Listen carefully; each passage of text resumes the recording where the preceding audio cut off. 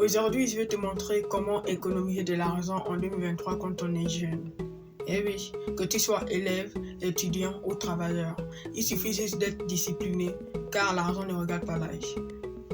Big up! Alors, je vais t'apprendre cette technique, cette façon d'apprendre à gérer, à apprendre à économiser son argent en 2023 quand on est jeune. La première chose à mettre en pratique, c'est d'apprendre à gérer le budget. Et je vais te détailler comment gérer son budget.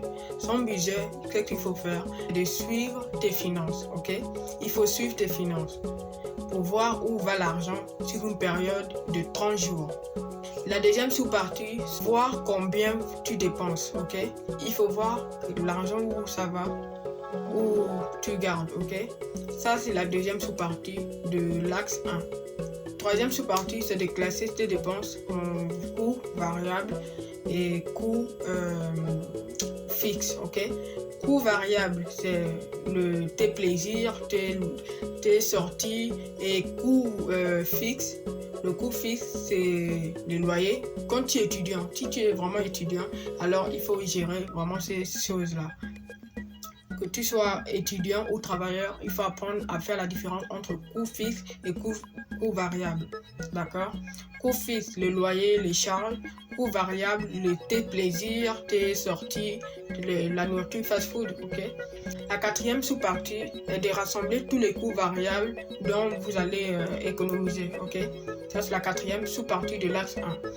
La cinquième sous-partie est d'évaluer le progrès que tu as effectué pendant ces 30 jours dont je t'ai dit à la première sous-partie. Deuxième axe, c'est de rembourser vos dettes. Ok? Il faut savoir rembourser ses dettes. Et je vous donne cette technique de 50-30-20. Okay? C'est une technique qui a été utilisée par la secrétaire de la Maison Blanche, hein, je pense, et qui s'appelle Elisabeth. Bon, sauf si je me trompe, corrigez-moi en commentaire. Ok, 50-30-20, d'accord. Ceci est une technique qui a vraiment énormément aidé les gens. 50, tu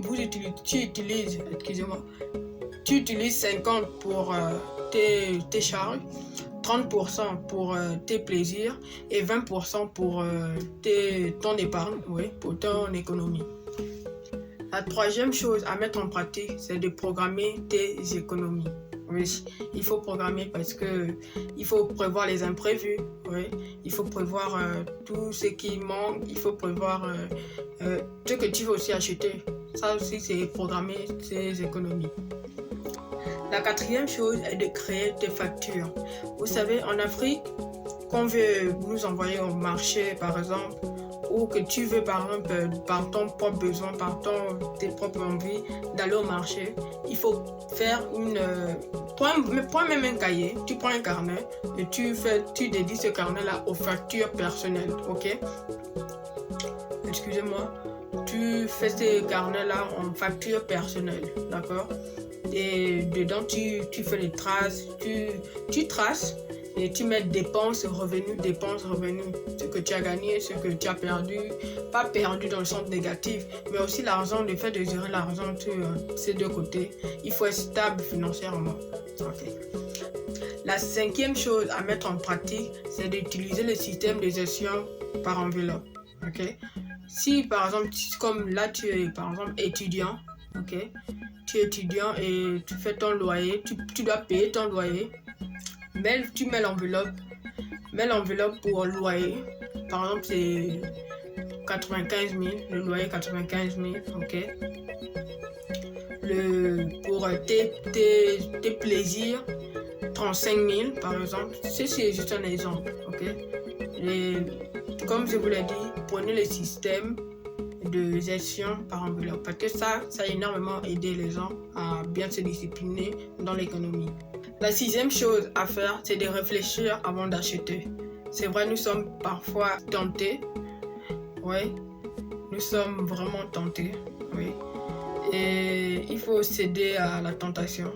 C'est pas facile, mais il faut résister. Non. Attends, qu'est-ce que je raconte là? Il faut résister à la tentation. Ok? Et prenez garde à vous. Parce que l'argent n'est l'ami de personne. L'argent est votre ami dès que vous savez très bien le maîtriser. Ok? Alors la toute dernière technique que je pratique énormément, dont je vous donne comme conseil, c'est de fixer un jour sans dépenser. Il faut fixer ton jour où tu ne dépenses pas de l'argent. Fais-le au moins pendant un mois et tu me diras comment. Alors, ceci est la fin de la vidéo. Si vous avez apprécié, n'hésitez pas d'appuyer le like.